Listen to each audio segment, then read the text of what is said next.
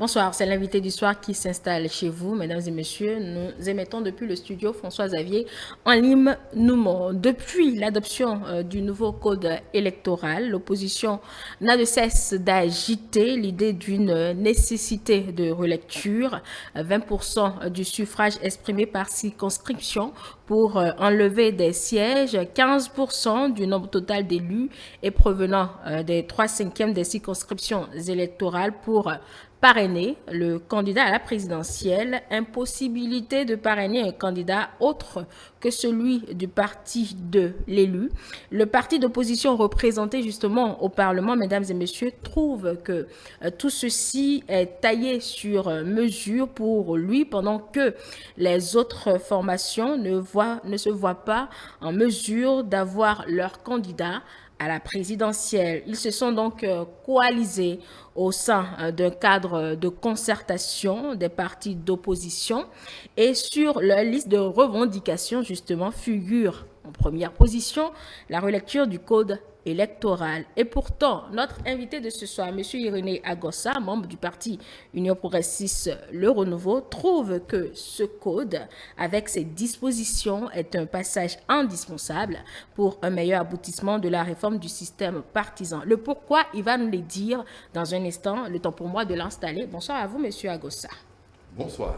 Merci d'être là ce soir. C'est moi qui vous remercie. Alors, pourquoi ce durcissement est-il indispensable, selon vous, pour la réforme du système partisan? La réforme du système partisan, comme vous venez de le dire, est un ensemble de dispositifs, dont, effectivement, le code électoral. Et il ne peut pas avoir un aboutissement de cette réforme du système partisan sans que le code ne soit en l'état, en conformité avec l'ambition qui est exprimée à travers la réforme du système partisan. La réforme du système partisan veut, dans un premier temps, dépersonnaliser les partis politiques et que les partis politiques soient désormais de grands partis nationaux, pas des partis régionaux ni ethnisés, et que les partis politiques soient désormais capables de porter un programme fondé sur une vision et de diriger le pays. Et ça, c'est capital. Le parti politique doit pouvoir enseigner, éduquer les citoyens et en faire de véritables militants, capables de comprendre les lois et d'être plus exigeants envers les dirigeants. Le pouvoir doit revenir désormais aux militants à la base qui permettent à ce que le parti existe.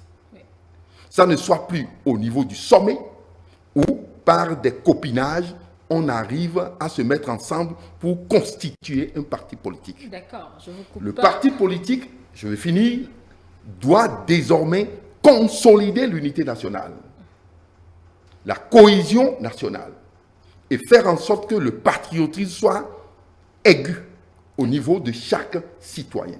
Régler certains problèmes importants, tels que la corruption, surtout, et le fait que les gens n'arrivent pas à aimer leur pays.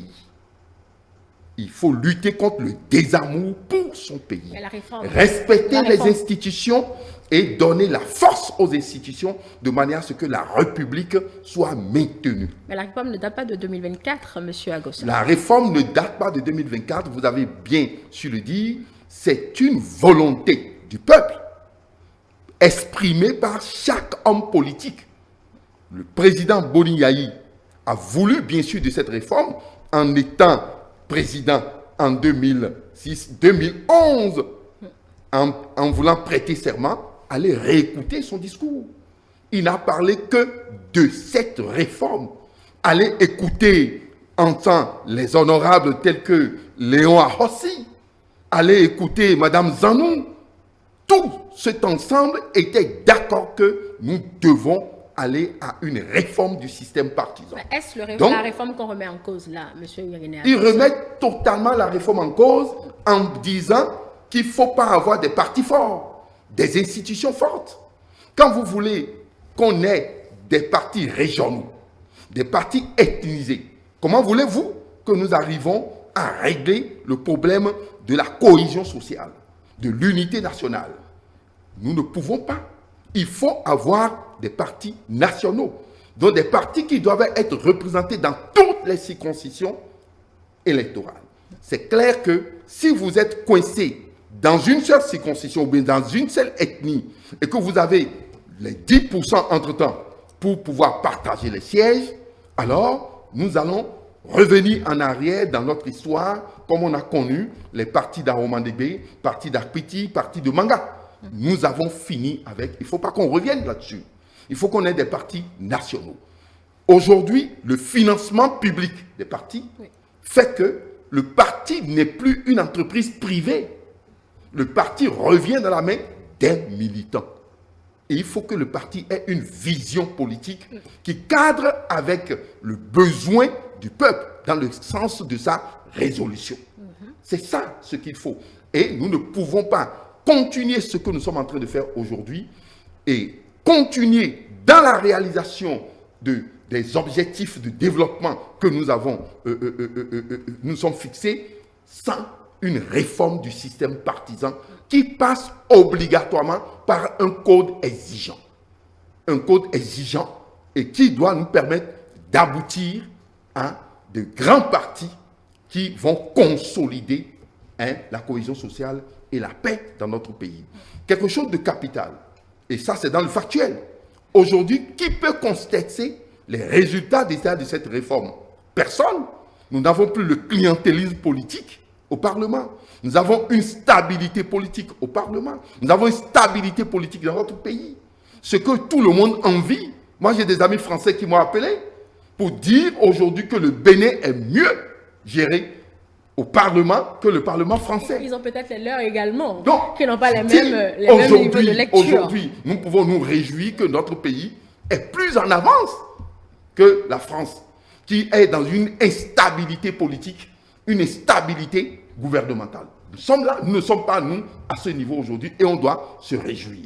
Ce qui serait important est que si les gens intègrent, bien sûr, l'utilité de cette réforme du système partisan dans toutes les étapes qui ont été conçues pour cette réforme, ils ne peuvent pas contester le code. Vous ne pouvez pas contester le code si vous êtes dans la dynamique de la réforme. Ce n'est pas possible. La réforme permet à ce que ce code soit plus exigeant. Et c'est ce que nous disons aujourd'hui. Ceux qui sont en train de contester le code, dites, est-ce qu'ils sont en train de dire que nous allons continuer avec des présidents qui paraissent de nulle part et qui détruisent les partis et qui mettent en place des réseaux mafieux? Non, nous n'allons pas continuer. Nous n'allons pas continuer avec le clientélisme politique. Nous n'allons pas continuer avec les détournements dans le pays. Parce que quand vous avez un parti politique d'une grande taille et que vous voulez être candidat, maire, député et autres dans ce parti, il y a votre CV politique qui est bien scruté. Vous êtes dans une compétition politique. Si vous avez volé un temps, si vous avez détourné, les populations vont vous le dire et vous ne serez pas élu. Vous ne serez pas désigné. Aujourd'hui, c'est ça qu'il faut. Et c'est ce que les autres ne veulent pas. Les opposants veulent que nous revenons en arrière parce que simplement, ils n'ont pas pu muter. Ils n'ont pas pu faire l'effort de muter. Ils n'ont pas pu faire l'effort de se mettre en phase avec les exigences de cette réforme qu'eux-mêmes, ils ont appelé de tout cœur pour que ça règle le problème du développement de notre pays. Alors, vous êtes convaincu que ce code est ce qu'il fallait, comme vous l'avez dit, pour atteindre les objectifs de cette réforme. Mais en face, l'opposition, elle dit qu'elle ne s'y retrouve pas. Est-ce que, en réalité, M. Agossa, il y a vraiment de la place pour l'opposition avec ce code pour 2026? Moi, là où il n'y a pas de place. L'opposition va aux élections. Il n'y a pas de principe où ils peuvent dire aujourd'hui qu'ils se basent sur ça pour dire, voilà, nous ne pouvons pas participer aux élections. Ils participent aux élections. L'opposition est au Parlement. Et elle a discuté. Elle était là au débat du code. Et toutes les formes ont été respectées. En quoi elle ne peut pas participer aujourd'hui? En quoi elle peut dire que cela ne lui convient pas? elle doit participer. Elle peut participer et elle doit participer si elle reste dans la logique de la légalité républicaine. L'opposition a un autre problème que vous ne voyez pas. Son problème est quoi? C'est que depuis, ils étaient dans une forme d'illégalité. Ils ont refusé les élections en 2019. Vous avez oublié? Ils ont refusé les élections en 2020. Ils ont boycotté les élections en 2021 en disant que c'est la loi qui les a exclus, ce qui était totalement faux. Aucune loi n'exclut. La loi est sélective. La loi n'est pas exclusive. La loi n'est pas chrysogène. C'est les hommes qui inculquent ça à la loi. Quand ils sont revenus en 2023 et en acceptant désormais les conditions légales de la République, est-ce qu'il y a eu de crise? Les élections ne se sont pas bien déroulées? Est-ce qu'il y a eu de problème? Il n'y en aura pas. Il n'y en a pas eu et il n'y en aura pas. C'est eux qui étaient le problème. C'est eux qui étaient le problème. Aujourd'hui, il faut qu'ils assument leur capitulation.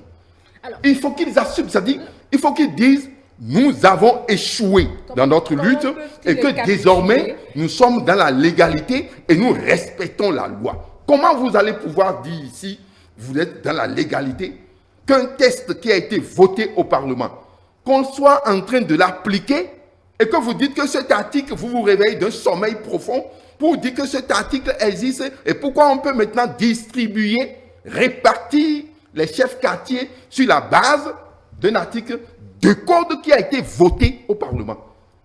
Il y a quelque chose qui ne va pas chez eux.